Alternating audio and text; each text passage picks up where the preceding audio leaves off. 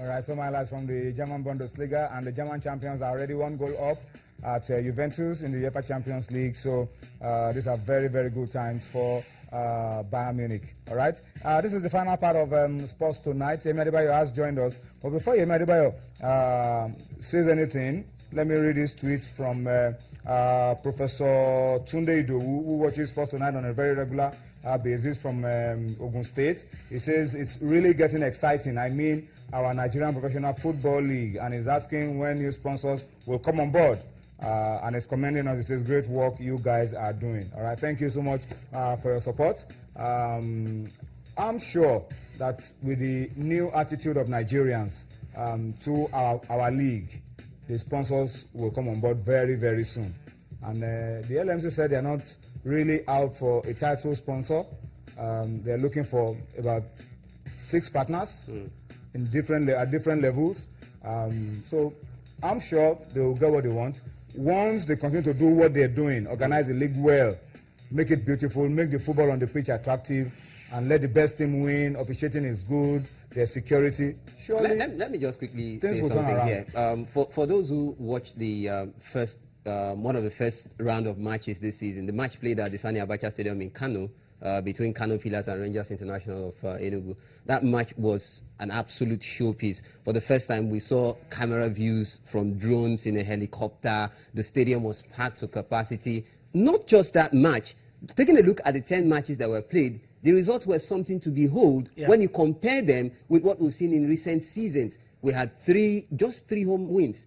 4 away victories. 4 away victories, 3 of them draws. And Rivers United won at home, but I can tell you, I mean, we struggled for that victory. So the point I'm trying to make is, gone are those days when you just have to turn up and win a match because you're playing at home. These days you have to struggle, you have to play well to win, and there's no way you cannot link this with the good work that the league management company are doing, because right now officiating is top-notch. The fans are coming out, conducting themselves fantastically well. You no longer hear about those stories. We didn't hear any story of an away team or a home team, the fans going to beat up a referee because they didn't win matches at home. So I think we're moving towards the right direction. Thank you for joining us on Sports Tonight. But let's quickly go on now and talk about the politics of FIFA. What's going on with Prince Ali? We thought everybody was ready for the elections. Well, and his lawyers are writing to the Court of Arbitration for Sports that, look, that election shouldn't go on. Yeah, he's complaining about the voting process. He wants transparency.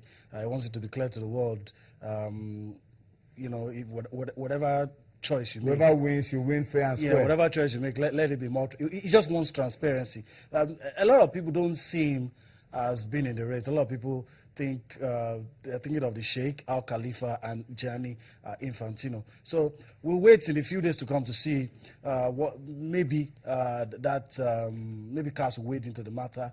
But to me, it looks like the election will definitely go on. But interesting times in FIFA. Apart from Prince Ali, Yemi, Jerome Champagne is also complaining about some unfair methods of electioneering from some other candidates, particularly Salman and Infantino. Yeah. And these things are beginning to come out just a few days to the elections. Prince Ali had been screaming to the high heavens even before now. We have heard of the pact 2 or 3 months ago. And for me, I think that's the formula that will win the election, because if you're able to put Asia and CAF together, you have won. That's the way I see it. Although there are 1 or 2 dissenting voices from CAF.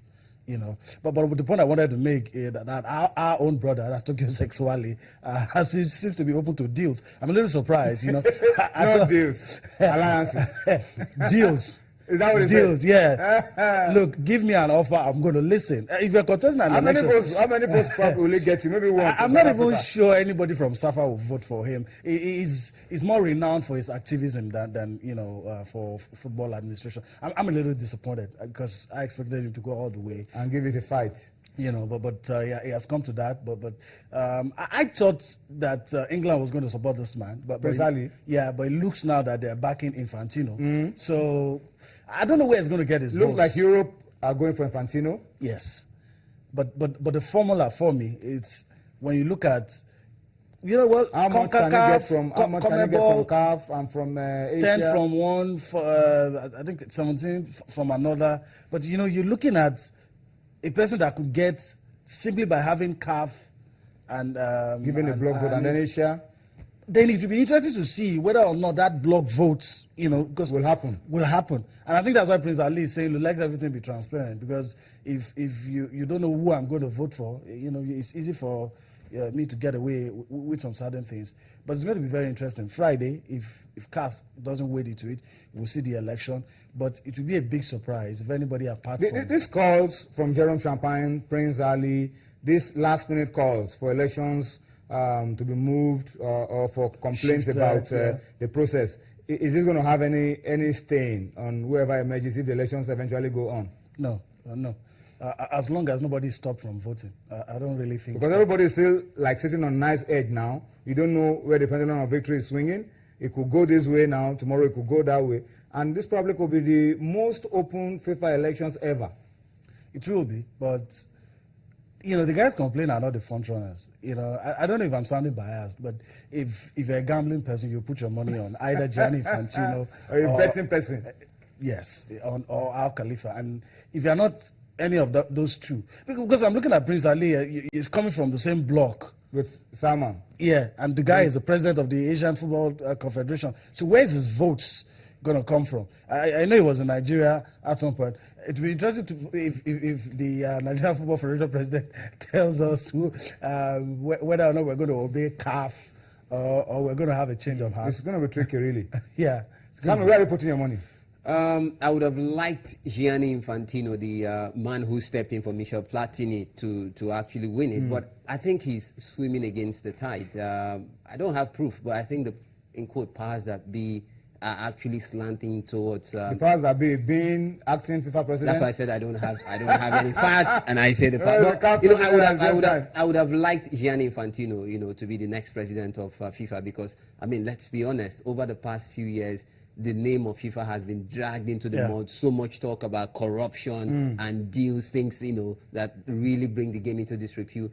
The earlier we start hearing about FIFA for all the right reasons, the better for us. If CAS doesn't say anything until Friday, the elections will go on. And I would have wanted Gianni Infantino to win, but I'll be very surprised if he does. Antonio, it will be interesting to know the opinion that the football police of the world has at the US. They've been silent. They made it look to us that, look, we just want to clean this up.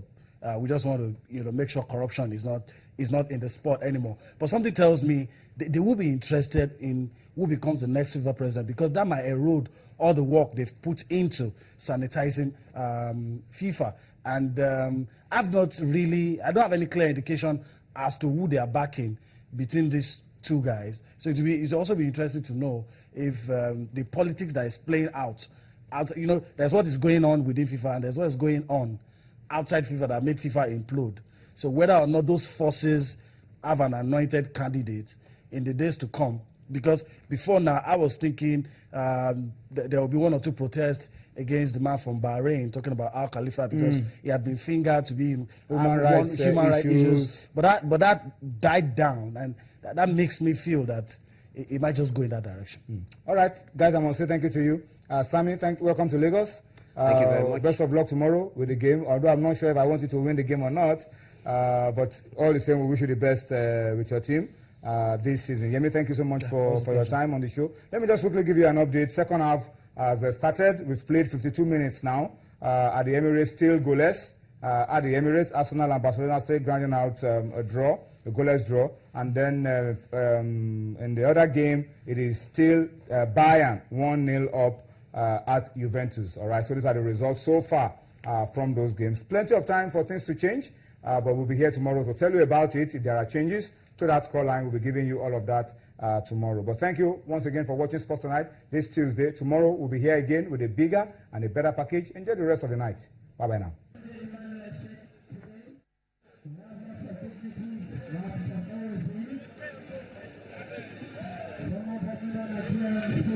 Association again, Referee Council.